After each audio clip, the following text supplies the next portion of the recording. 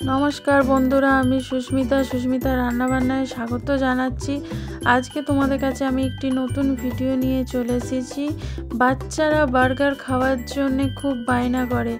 से बार्गारेर पाउरुटी यदि आमरा खूब सहजे बाड़ीतेई बानिये फेली ताहले केमन हय, तार जन्य एखाने एकटी बाटीते आमी एक बाटी दूध निये नेब। सब समय तो आमरा बाजारे जेते पारी ना, ताई खूब सहजे कम उपकरण दिए बाड़ीतेई आमरा এই পাউরুটিটা বানিয়ে ফেলবো। এর মধ্যে এবার আমি 4 চামচ চিনি দিয়ে দিচ্ছি। তোমরা মিষ্টিটা নিজেদের মতন করে নিও কম বেশি।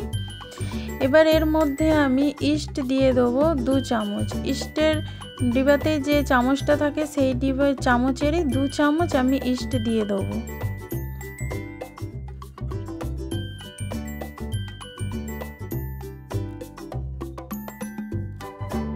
ইস্টটা দেওয়া হয়ে গেলে ভালো করে মিশিয়ে নিতে হবে। মেশানো হয়ে গেলে এর মধ্যে আমি এক বাটি ময়দা দিয়ে দেবো। ময়দাটা আগে ভালো করে মিশিয়ে নিতে হবে। এতে আরও এক বাটি ময়দা লাগবে, কিন্তু আমি প্রথম বাটিটা ভালো করে আগে মিশিয়ে নেব, তারপরে আমি আবার আরেক বাটি ময়দাটা দেব। এরকমভাবে মেশালে তাহলে ময়দা যে ডালাটা সেটা আর হবে না, ভালোভাবে মিশে যাবে।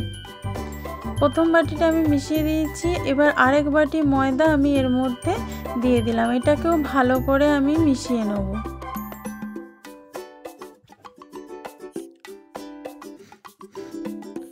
আমি হাতের সাহায্যে মাখিয়ে নিচ্ছি। দেখতেই পাচ্ছ এটা পুরো স্টিকি হয়েছে, এরকম হাতের সাথে লেগে আছে। এরকমই চটচটে আমাদের একটা ডো তৈরি করতে হবে। এই ডোটার মধ্যে এবার আমি হাফ কাপ সাদা তেল দিয়ে দেবো, কারণ এটা আমি ডিম ছাড়া বানাচ্ছি, তাই জন্য তেলের পরিমাণটা একটু বেশি লাগছে। এবার এই তেলের সাথে ডোটা ভালো করে মাখিয়ে নেব। এরকমভাবে মাখাতে মাখাতে পুরো তেলটা মানে আটার সাথে মাখানো হয়ে যাবে আর হাত থেকেও পুরো ছেড়ে যাবে। এরকম ডোটা তৈরি হলে তবে পাউরুটিটা খুব সফট তৈরি হবে। দেখতেই পাচ্ছ পুরো হাত ছেড়ে গেছে, কত সুন্দর মাখানো হয়েছে।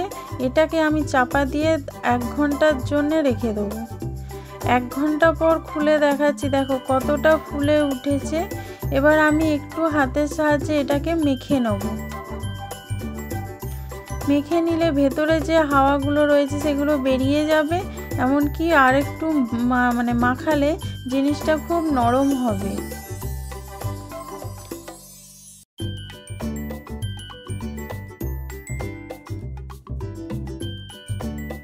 মাখিয়ে নিয়েছি, এবার আমি একটি থালার ওপর তুলে নিয়েছি। একটু ময়দা দিয়ে আমি এটাকে মাখিয়ে নিচ্ছি। দেখতে পাচ্ছ থালাটাতে লেগে যাচ্ছে, তাই জন্য একটু হালকা করে ময়দা দিয়েছি। বেশি ময়দা দেওয়া যাবে না, অল্প করে ময়দা, যেন এটা লেগে না যায় সেরকম ময়দা দিতে হবে।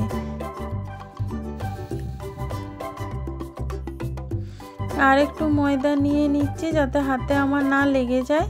এরকম করে মাখিয়ে আমি এটাকে সমান ভাগে ভাগ করে নেব।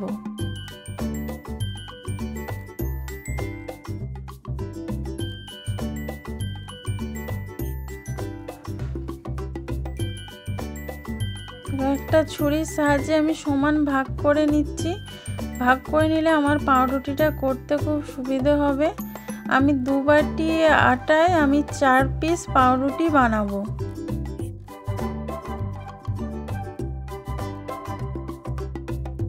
দেখতে পাচ্ছ আমি ভাগ করে নিচ্ছি। প্রথমে দেখো 4 পিস আমার এখানে হয়েছে। এবার আমি এই প্লেটের মধ্যে একটু তেল লাগিয়ে নিচ্ছি। এর মধ্যে আমি ওই যে পিস করে রেখেছি পাউরুটিগুলো, সেগুলো আমি এখানে বসিয়ে দেবো। দেখো পুরো পাউরুটির মতন করে নেব, যেমন বনরুটিগুলো হয় সেরকম গোল আকার দিয়ে এর মধ্যে রেখে দেবো। তেল লাগিয়ে নেওয়ার কারণে এটা হয়ে যাওয়ার পরে খুব সহজে উঠে আসবে। দেখো এরকম করে আমি আর একটা বানিয়ে দেবো। আমার প্লেটটা ছোট, তাই আমি 2টো করে করছি। এটা কারণ এটা হয়ে যাওয়ার পরে অনেকটা ফুলে যাবে, তাই জন্য আমি 2টো করে করছি। বড় প্লেট হলে তোমরা একসঙ্গে 4টাও করে নিতে পারো।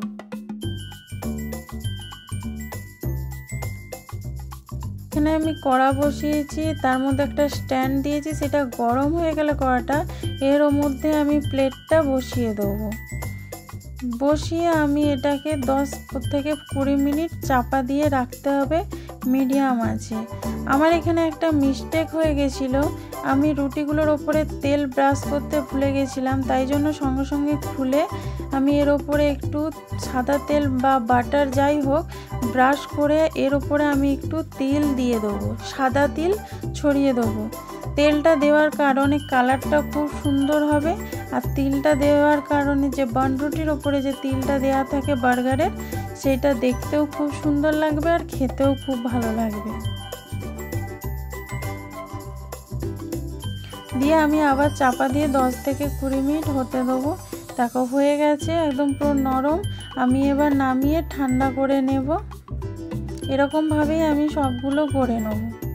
এই ভিডিওটা যদি ভালো লেগে থাকে লাইক কমেন্ট শেয়ার করো। নতুন বন্ধু যারা দেখছো তারা চ্যানেলটা সাবস্ক্রাইব করে বেল আইকনটা ক্লিক করে দিও, যাতে আমার নতুন ভিডিও সবার আগে তোমাদের কাছে পৌঁছে যায়।